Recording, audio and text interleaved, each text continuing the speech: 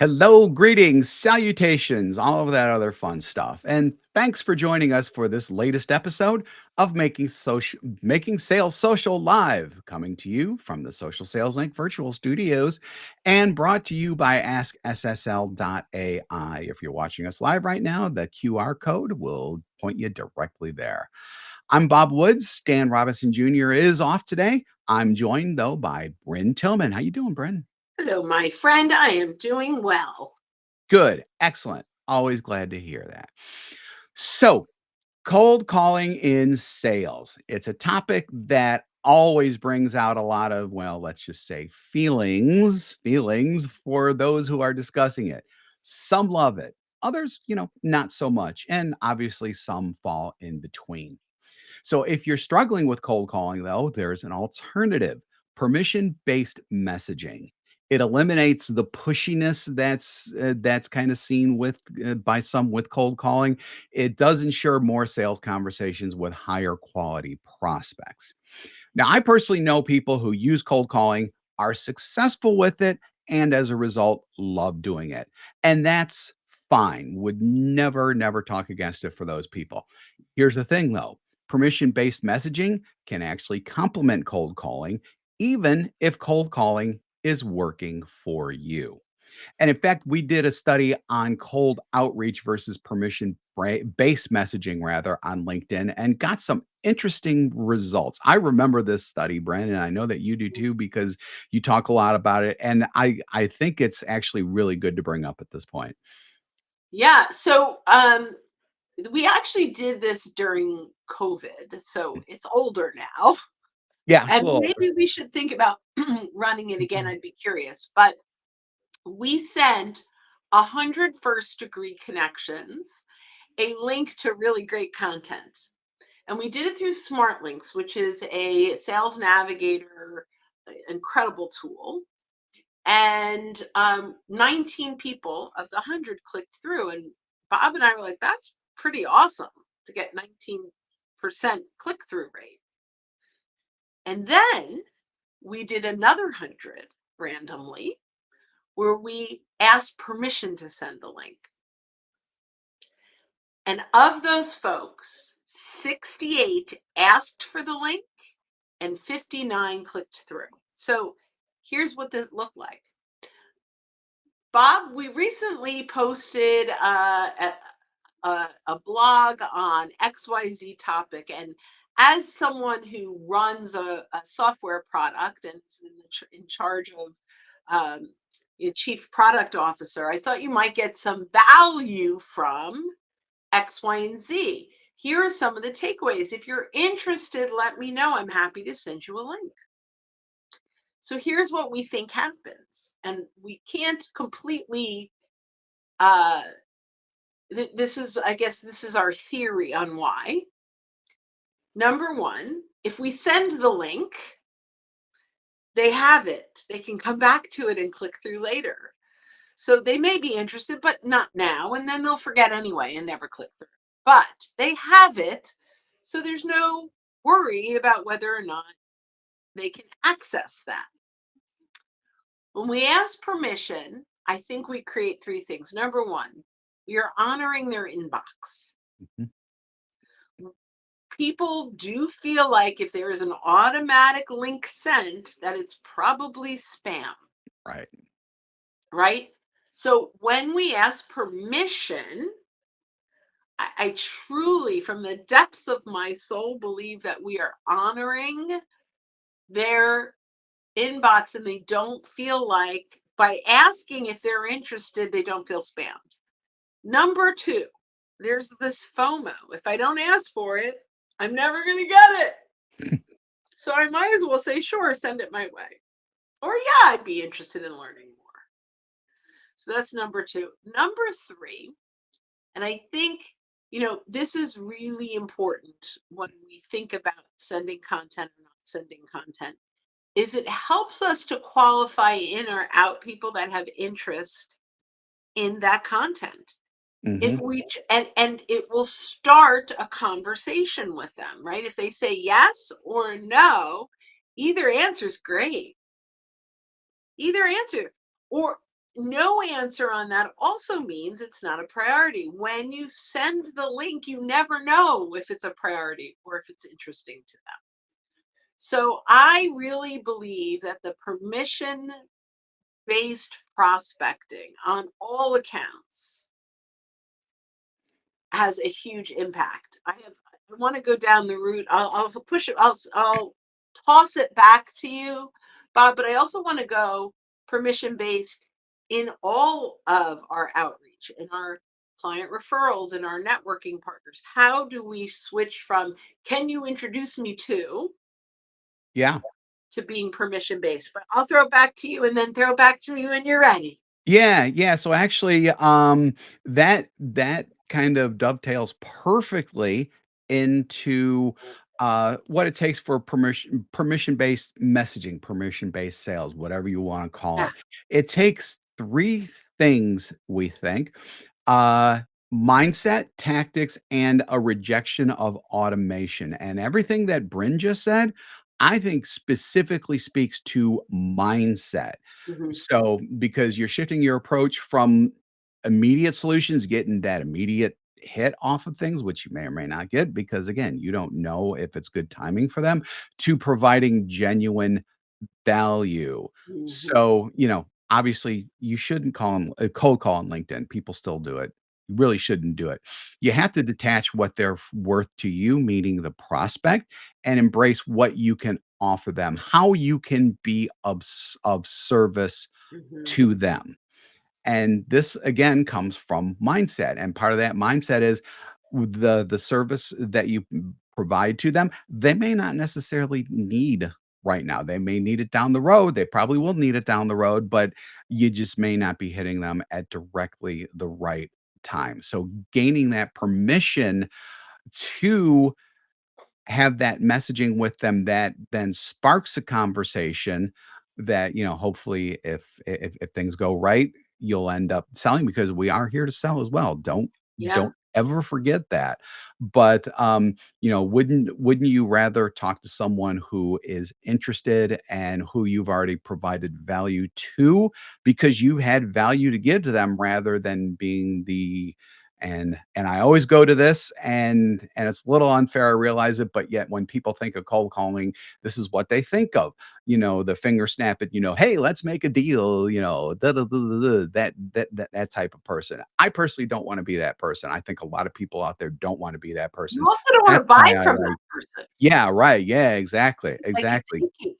So if I could kind of work off of that, because I think that this is really important, right? So obviously there's two sides to this. The permission based is really important, but the value that you're sending is really important. Mhm, But here is what I see happening. The cold calling is fast prospecting, right? I mm. want to get Numbers. number game, right? I want to get to as many people as possible. And when you have that fast prospecting mindset, we want to send the link and then hope and pray people click through.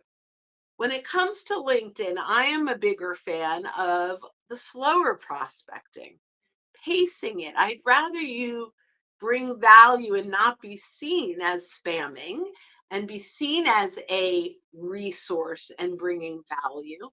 And so this goes to we need to slow down our outreach to speed up the outcome. So while it may be two steps instead of one, where you could send 100 people the link, but if you're doing two steps, you send 100 people permission to get the link and only 69 actually get the link, there's 69 that asked for it. And of the 69, the fact that 58 of them actually clicked through, now we've got, I think, more qualified prospects, right? And exactly what Bob's saying. Maybe they don't need it now. Maybe they won't ask for it. But the people that do are the ones that we really want to start this conversation with. So yeah, that permission based is huge across the charts. So if I can just kind of go into the next concept, Yeah, absolutely. which is permission. So we teach deeply that the huge value inside of LinkedIn is the ability to search and filter your connections. So I can I can map out my social proximity to stakeholders, people that I want to have conversations with. So here is unfortunately what so many people do, and I get these all the time. Hey, Bryn, I see you're connected to Joe. Can you make an introduction? And I may not even remember Joe. I may not even remember the person that's asking me for the introduction. And that is not, even though you think I'm asking you a favor, that's not permission based. Mhm. So, how do we slow this down? Hey, Bob, I'm not sure if you recall, but we connected back in 1873. No, but you can look, by the way, and see what date you connected with someone on LinkedIn. So if you're not sure how you remember them, or you're not sure when you connected, if you're sending notes, you'll know in your messaging. But you can look at contact information and go to the bottom, you can see the date. So I don't know what our date is, but it was a really, really, really long time ago. So, Bob, I'm not sure if you recall, but we connected back in 2012. I happen to notice that you are connected to a couple of people that I'm looking to get in front of. Could I run these names by you and get your insights before I reach out? So, what did I do? Right. The first thing is, I'm not sure if you recall, I'm giving you permission to not remember me. Mhm. That's huge, right? Because immediately that takes the pressure off of going, who the heck is this person? To, oh, it's okay that I don't remember this person. So that comes off. I'm not sure if you recall, but we connected. Now, sometimes I will say one of the ways I use LinkedIn is X, Y, and Z is using my social proximity, and who knows who I want to know. And I noticed you're connected to one or two people. I don't even give the name. A couple of people on LinkedIn that I'm going to be reaching out to in the next couple of days. Before I do, can I quickly run these names by you and get your thoughts? So that's the first level of permission. If you respond to that, now we could go in two paths. They could say, sure, who is it? Or I could say, would you have 5 minutes for a quick phone call and I could talk through some of these names? Or I could send the names. And but when I send the names, I'll say, Bob, thank you so much. Here are the 4 people you're connected to that I'm going to be reaching out to. This is why. This is the value I can bring for them. I'm curious, how well do you know them? 2, they get back with 2. These 2, these are great. They'd be great. Also, when I reach out, should I tell them you said hello? Yes, that's slower. I Yes. get it. But you're coming in at with a much higher level of credibility. You're coming in with incredible value, right? Because you, your shared connection said that you should talk. So here's the message. Bob, Stan, and I were chatting on LinkedIn the other day. I had mentioned X, Y, and Z. He thought I should reach out. By the way, he says hello. Let's connect and I can fill you in. If you want to go one step further with permission, if you'd like to learn a little bit about what we were discussing, let's connect and I'm happy to loop you in. Or, and this is all permission based, I'd love to connect and share what we were chatting about. Feel free to visit my profile. And if you think it makes sense, let's connect. All of that is giving the and a lot of sales trainers will argue with this because it's giving the power back to them. Mhm. And most sales trainers will say you have to keep the power. But when someone feels too early in the process that you are trying to control the conversation, they will often reject that conversation. But if you're giving them power to make a decision, they're much more likely to want to have that conversation. Mhm. Okay, that was my Good. rant. Could not agree more, especially 'cause, this will get us into our 3rd point, and actually, Bruce Kirk has a perfect I way to love get us there.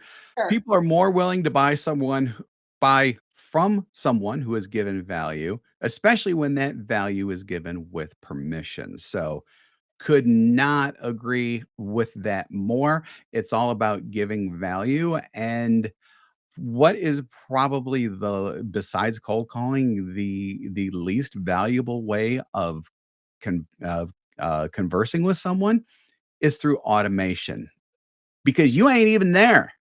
It's the automation doing it for you. How do you think it feels to get automation? In fact, Bryn has a really good story about that that I may have to remind her of because it's been a Yes, while since I think I have a lot. Which one are you Yeah. thinking about? Oh, yeah, definitely. So, automation has all kinds of pitfalls. It might be tempting to let the tools handle it, but it's a really, really perilous path because it's automated. Everyone knows when they're being automated to, for lack of a better phrase. They know it's not you. We're trying to build relationships. We're trying to build value. And while you may be able to send, like links and things like that that have value in them, value also comes from just being present, I believe. And with automation, you are not present.